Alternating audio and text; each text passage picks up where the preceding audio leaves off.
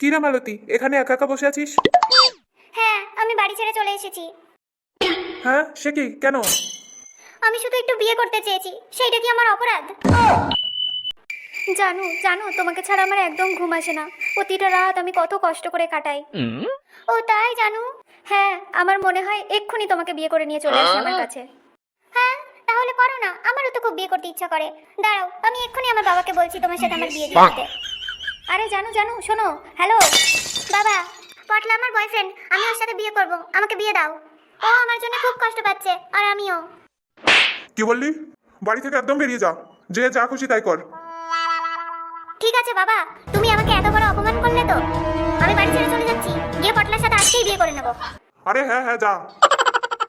Hello পটলা, আমি বাড়ি ছেড়ে চলে এসেছি, তুমি এসে আমাকে বিয়ে করে নিয়ে যাও। আরে বিয়ে মানে? তুমি বাড়ি ছেড়ে কেন চলে আসলে? আমি কি আসতে বলেছি? যা শালা, কেস খেয়ে গেলাম তো। আগে ফোন সুইচ অফ করে দিই।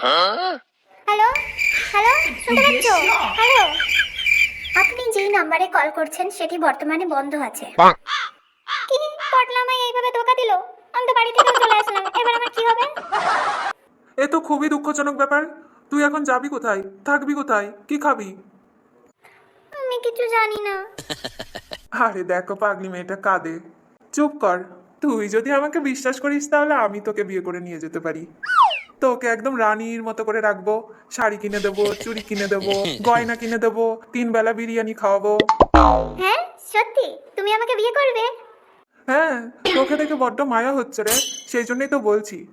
দুনিয়াটা কত স্বার্থের, কাউকে বিশ্বাস করা যায় না।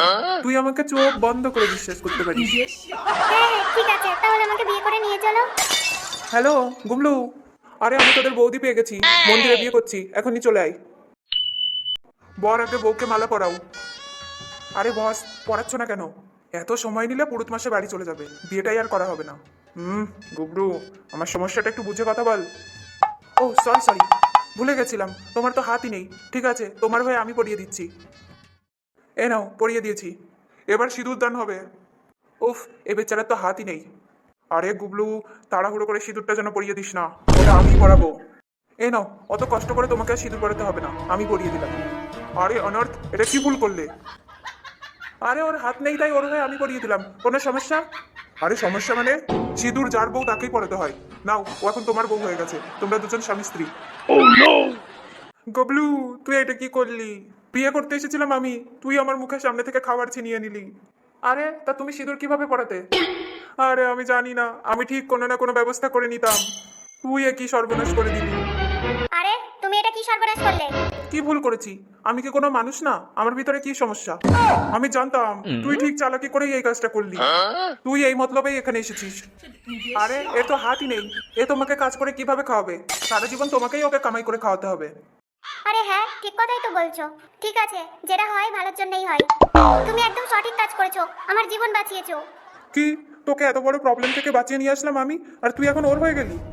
এই জন্যই বলে মেয়ে মানুষকে কোনোদিন বিশ্বাস করো না।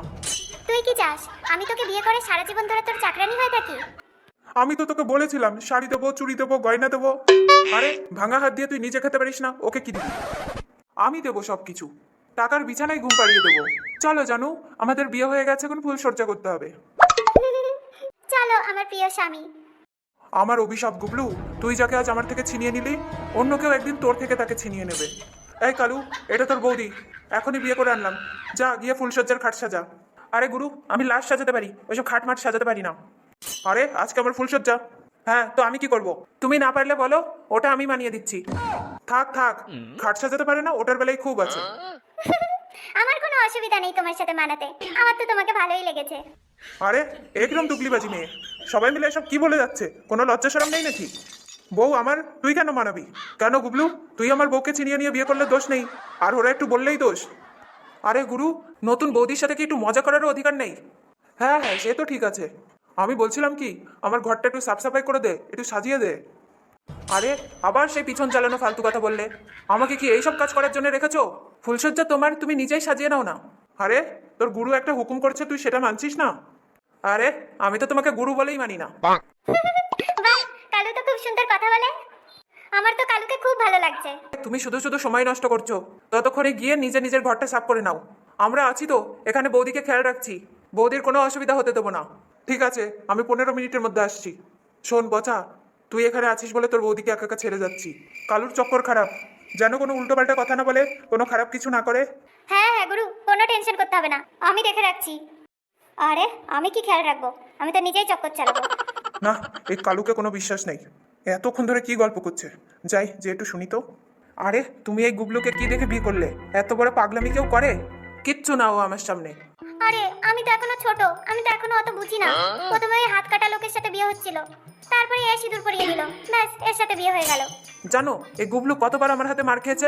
এমন এমন কাজ করে, জানে মেরে দিতে ইচ্ছা করে, কিন্তু ওই যে হাতে পায়ে পড়ে যাই, ক্ষমা চাই, তখন আর পারি না, দয়া করে ছেড়ে দিই। মনটা আমার আবার বিশাল বড় তো, সবার প্রতি খুব ভালোবাসা। এবার তো আমার মনে হচ্ছে ওর সাথে বিয়ে না হয়ে তোমার সাথে বিয়ে হলে আমি বেশি সুখী হতাম। হ্যাঁ, সব মেয়েরাই তাই বলে। আরে এটা কি হচ্ছে?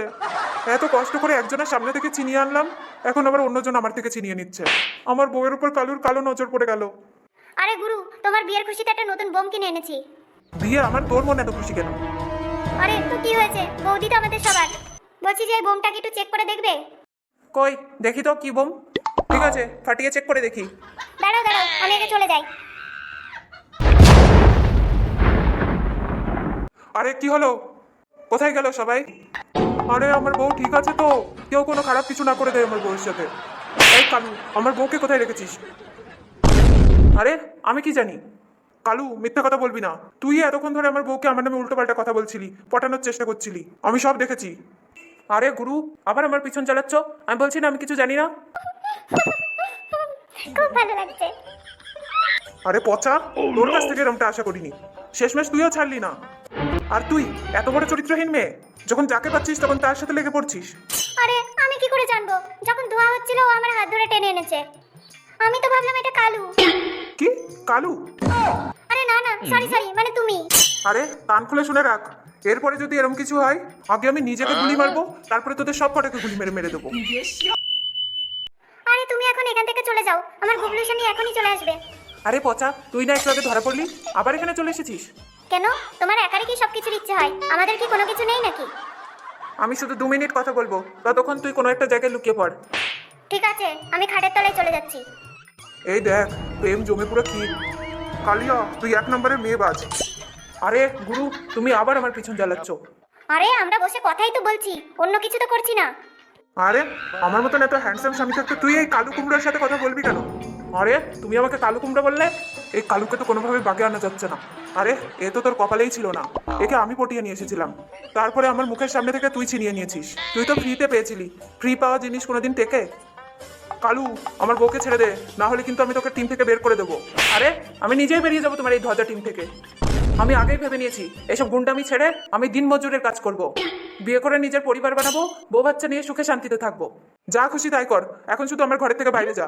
এখানে শুধু এখন আমি আর আমার বউ থাকবো। আরে গুরু, চুপ করো, না হলে এখনই আমার পিছন জ্বলবে কিন্তু। আরে এটা পিছন নাকি গ্যাসের চুলা, বারবার জ্বলতেই থাকে? ভাগ এখান থেকে, না হলে কিন্তু গুলি করে দেবো। আরে গুরু, তুমি আমার পিছন জ্বালিয়েই দিলে, এই বেড এখনই জ্বলে যাবে।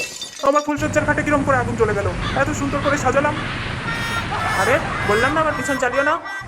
আরে ওটা কে পালিয়ে গেল? যাও না, তাড়াতাড়ি 2 বালতি জল এনে আগুনটা নিভিয়ে দাও। আরে গুবলু, তুই আবার আমাকে হুকুম করছিস? আরে এরা কোথায় গেল? গুবলু, এই আগুন তোর খাটে লাগেনি, তোর জীবনে লেগেছে। তোর ফুলসজ্জার খাটে আগুন লেগেছে, তোর বউ কালু গুন্ডার সাথে ভেগেছে। কি হয়ে গেল গো?